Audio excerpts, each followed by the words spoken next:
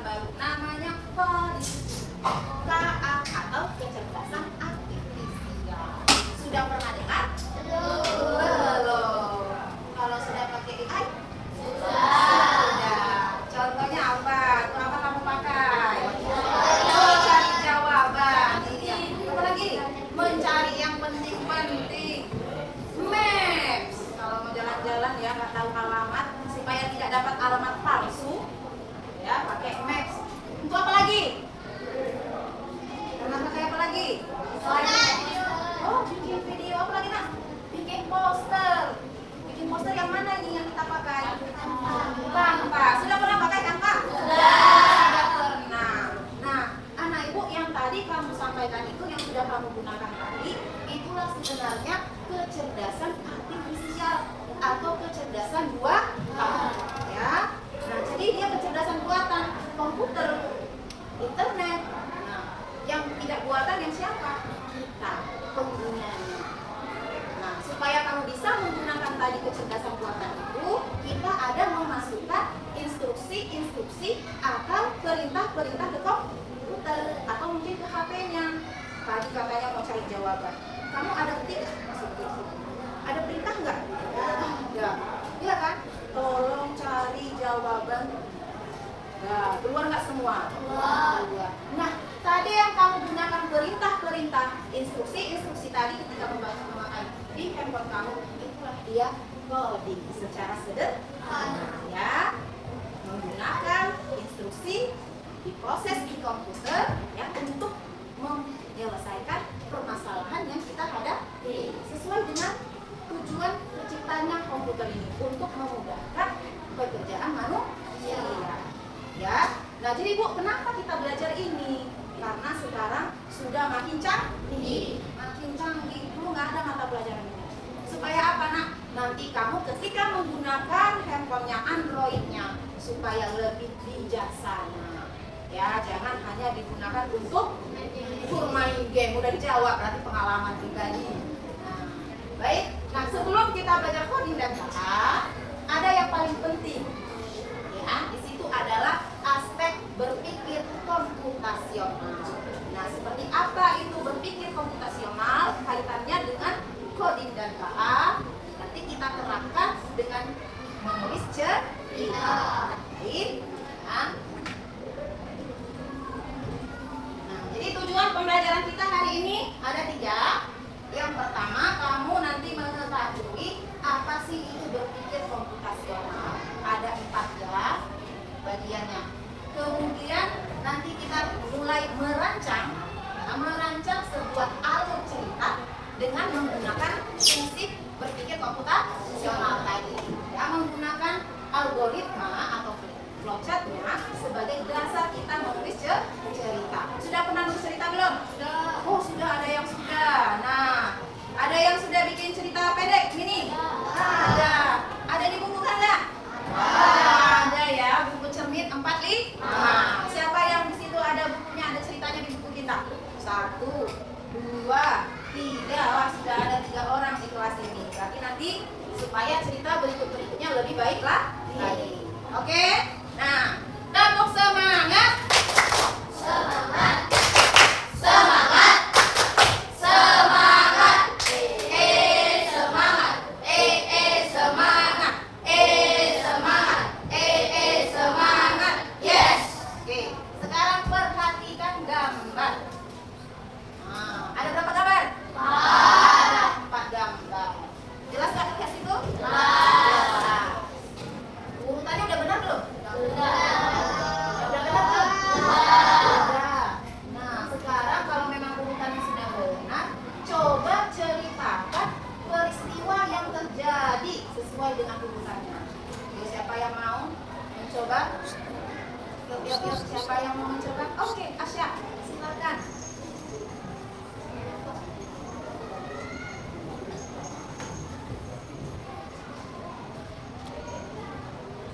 Di pagi hari ada anak-anak 3 orang yang kita sebut saja namanya yang perempuan ini Siti. Si Siti sedang bermain lompat tadi, tetapi dia terjatuh. Lalu teman-teman Siti pun membantu Siti dan segera mengobati Siti agar luka tidak terlalu parah.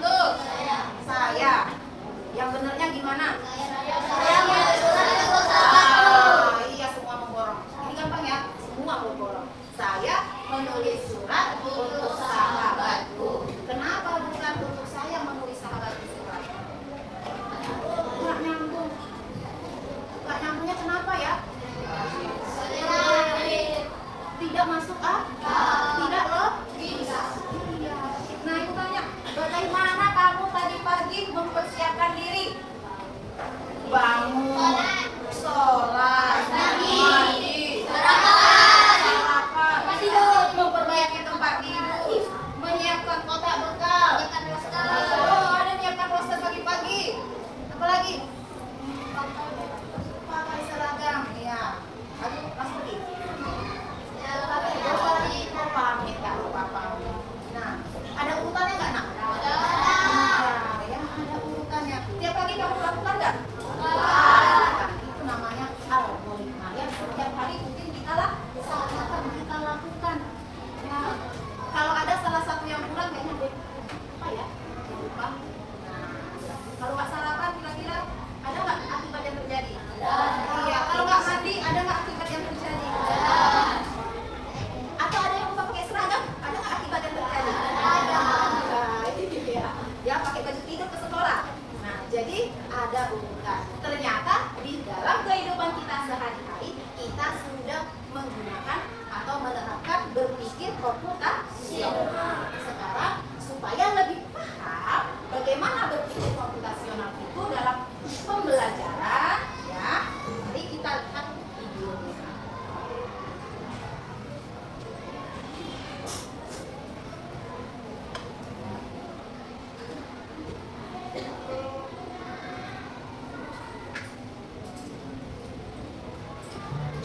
Hai teman kece, coba tebak apa artinya computational thinking atau berpikir komputasional?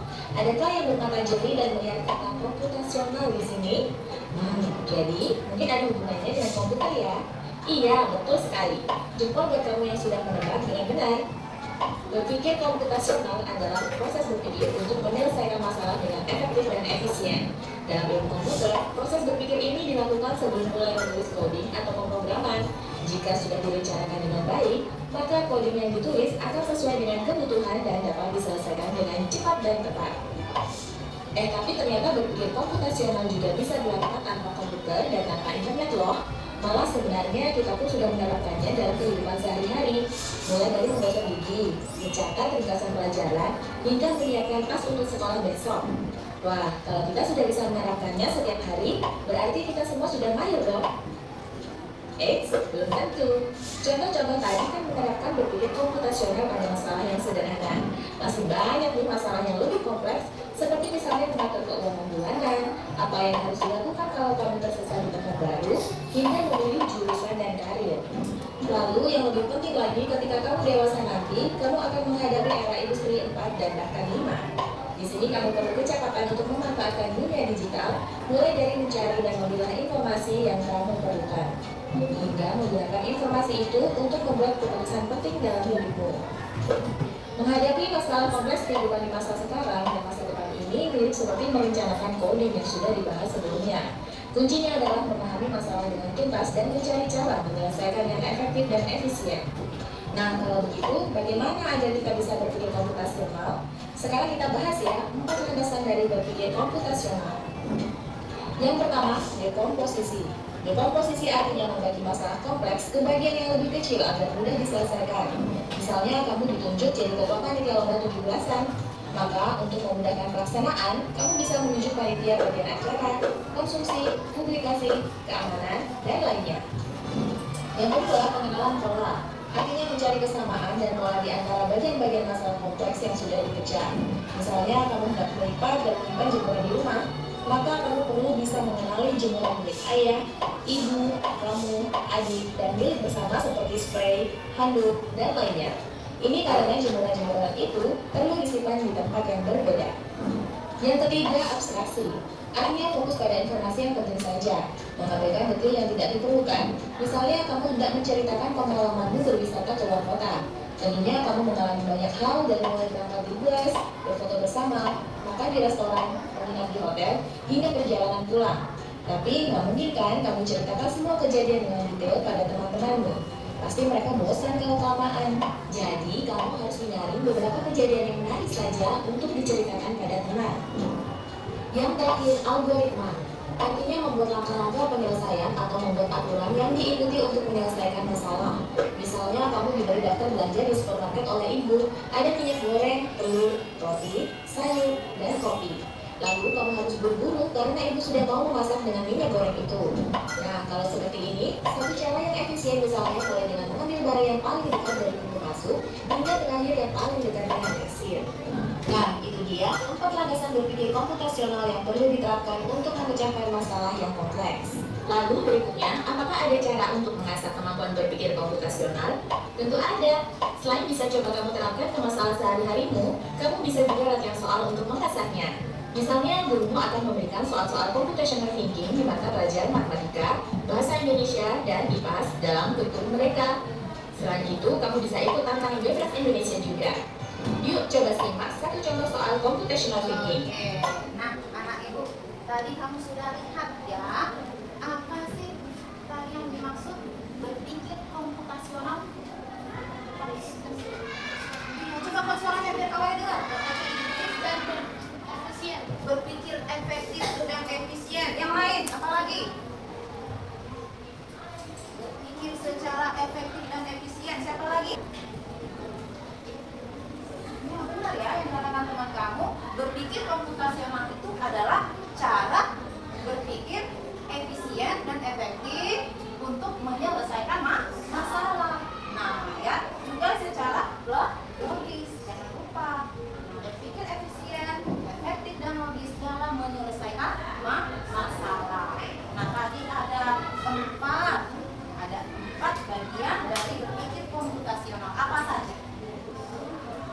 Dekomposisi. Apa itu dekomposisi? Mencatat sesuatu yang kompleks jadi bagian bagi bagian. Apa masalahnya banyak masalah kita sehari-hari. Kadang kamu disuruh ya sebagai ketua, betul nggak? Ya, kamu nanti ketua untuk tadi misalnya 17-an, maka dia harus menyiapkan siapa? Siapkan panitianya, siapkan keamanannya, dia mengisi acaranya, nah apa jenis-jenis perlombaannya, nah macam-macam. Betul. Kalau di rumah kalian biasanya ada tugas nggak di rumah diberikan oleh orang tuanya? Ada. Nah, bagaimana cara kamu menyelesaikannya? Apa? Butuh bantuan. Iya, terkadang kita minta bantuan. Di situ ternyata kamu sudah melakukan dekomposisi supaya masalah kamu selesai tadi. Kamu yang sulit, kamu butuh bantuan. Yang mudah bisa dikerjakan sendiri. Yang kedua apa tadi? Pengenalan pola. Nah, pola-pola apa yang sering digunakan ya? Melihat kesamaan-kesamaannya. Seperti kamu tadi tiap pagi, nah apa-apa saja dan tahu ini bagian ini. Rutinitas kita, otomatis kita sudah tahu di mana letak baju, di mana letak tas, di mana letak sepatu, jadi cepat.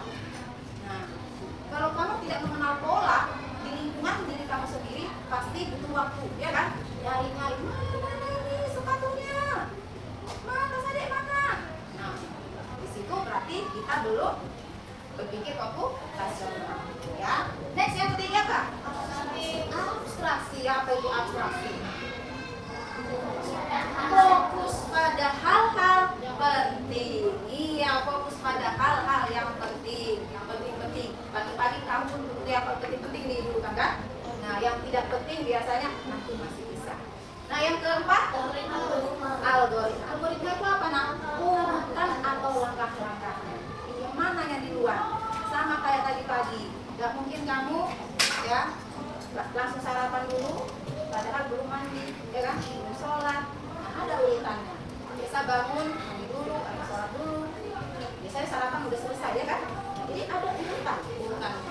Baik, dan sekarang kita lihat contoh soal computational thinking. Ya, oke, tepuk 1, tepuk 2, tepuk 3, tepuk 5.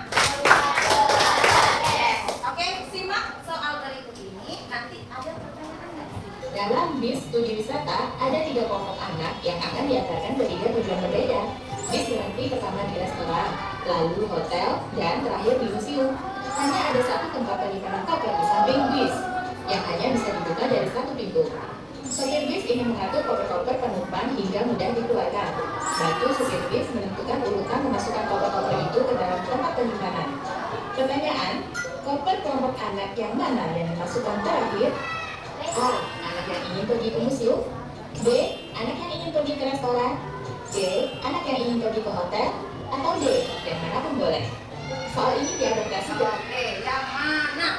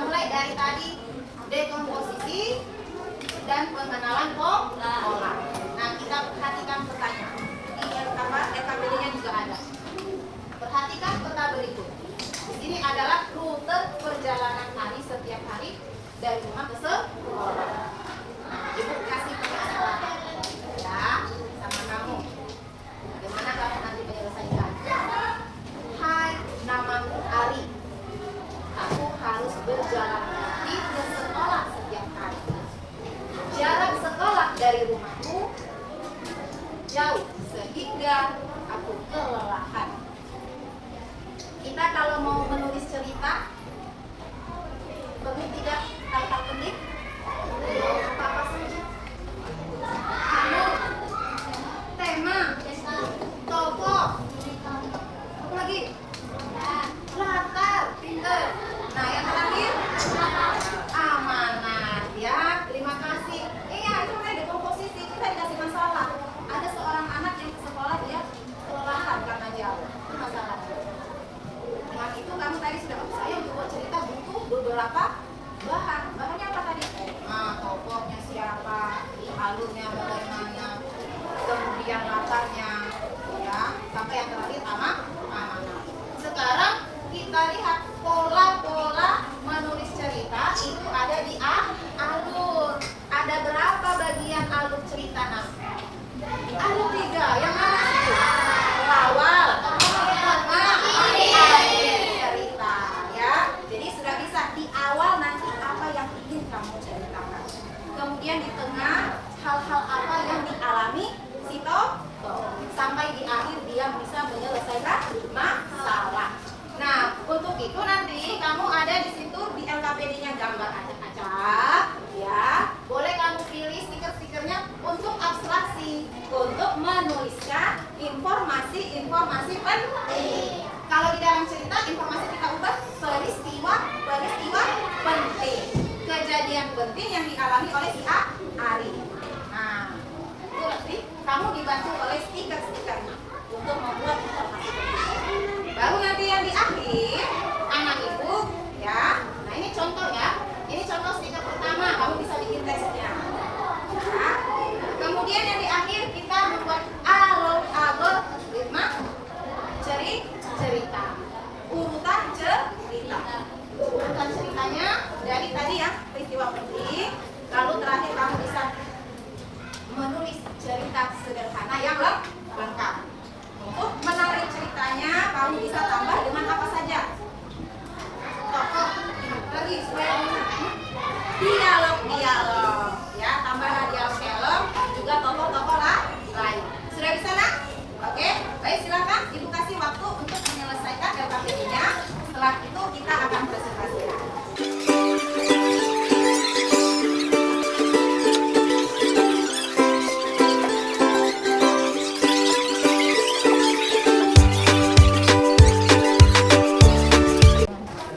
Sudah selesai anak ibu? Sudah, Bu. Oke, ada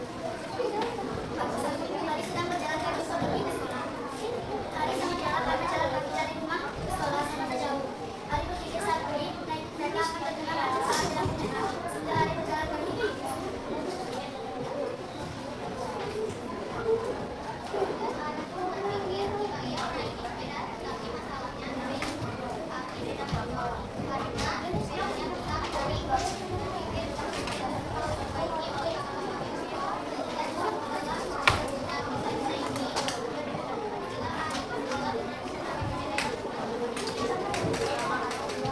Bagaimana cara Ari agar tidak kelelahan lagi pergi ke sekolah?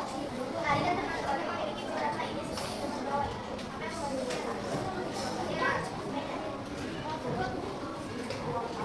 Gambar pertama adalah Ari sedang berjalan kaki menuju ke sekolah.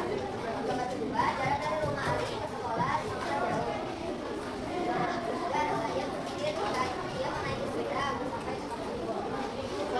Jadi, yang dipilih Ari adalah dia menaiki sepeda. Ari dengan kelelahannya. Hai semuanya, kali ini di sini akan menceritakan anak yang sering kelelahan setiap harinya. Anak yang akan kami ceritakan yaitu bernama Ari. Di setiap hari ini Ari menceritakan bahwa dia sering kelelahan dikarenakan dia setiap ingin pergi ke sekolah, dia harus berjalan kaki dan jarak sekolah dari rumahnya sangatlah jauh. Dan Ari mempunyai beberapa kebutuhan yaitu bekal yang tadinya akan memulai maka dia akan kemacetan pagi-pagi. Itulah mengapa Ari datang ke rumah satunya atau rumahnya dengan jauh. Dan Ari pun dengan jauh Ari mempunyai sepeda tua walaupun sepeda saya terpaksa mempunyai sepeda tua. Dan Ari pun membeli sepedanya di sekolah. Oke, tepuk tangan dulu untuk teman kita. Ya, terima kasih sudah membacakan ceritanya. Yuk, tepuk salut dulu sama kawan kita. Salut, salut. Salut, salut. Salut kali, Pak. Oke, silakan. Yuk, kita tangkap bicara lain. Oh, nyamuk. Silakan duluan.